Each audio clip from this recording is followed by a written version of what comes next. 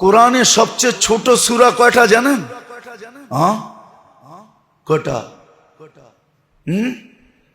তিনটা। কয়টা? তিনটা সবচেয়ে ছোট সূরা। ওয়াল আসরি, ইন্না আতাইনা, কুল হুয়াল্লাহ। তিনটা সবচেয়ে ছোট দিছে কেন জানেন? আল্লাহ খালি তো যুক্তি তালাশ করেন, কেন দিছে জানেন? হ্যাঁ, প্রথম কোন ফরজ নামাজে 2 রাকাতের ভিতরে বেশি কেরাত নাই। 2 রাকাতে কেরাত আছে, ঠিক না? কয় রাকাতে? বাকি 2 রাকাতে কি? আরে বলেন না, ফাতিহা, ঠিক না? 3 রাকাতে কেরাত আছে শুধু বেতেরে।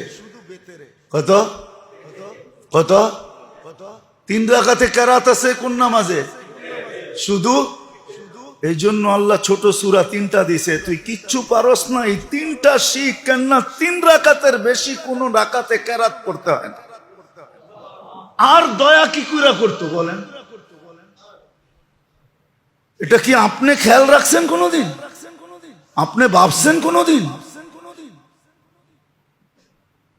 কতটুকু আল্লাহ আমাদের প্রতি খেয়াল রাখছেন যে 3 রাকাতে কেরাত পড়তে হবে বেতেরে, এর ছাড়া কোথাও পড়তে হবে না।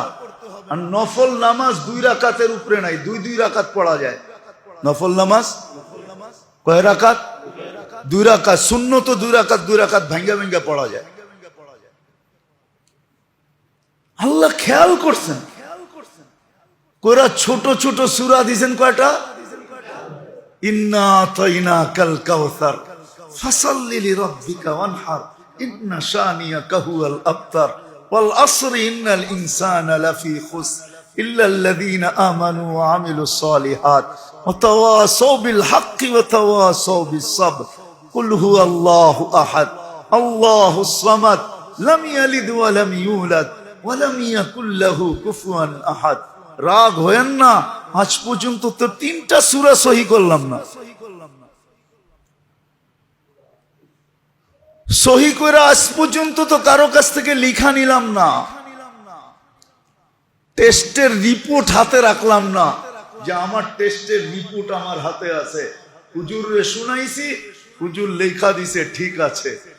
যদি সামনে কেউ ধরে তো রিপোর্ট দেখায় দিব, এই যে দেখেন প্যাথোলজি সেন্টারের রিপোর্ট, আমারটা ঠিক আছে। আপনি না বললে আর কি আসে যায়, ঠিক আছে, এই যে দেখেন সিগনেচার করা। এতটুক তো খেয়াল রাখলেন আমার। কিন্তু প্রশ্ন, আমি আমার জীবনের মূল্যায়ন করার কতটুকু খেয়াল রাখলাম? পরিচালনা তো করেন 24 ঘন্টা আল্লাহ, সব ভোগ করি আল্লাহ। 24 ঘন্টায় তো 20 রাকাত, বেশি তো না, বেশি তো চান নাই।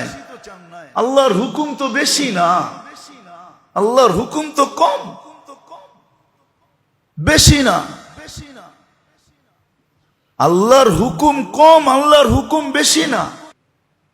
কত বড় মূল্যায়ন, কত বড় মূল্যায়ন। একজন মানুষকে রাস্তা দেখায় দেওয়া কত বড় মূল্যায়ন। ছোট ছোট কাজ, অসহায়কে সহায় দেওয়া কত বড় কাজ।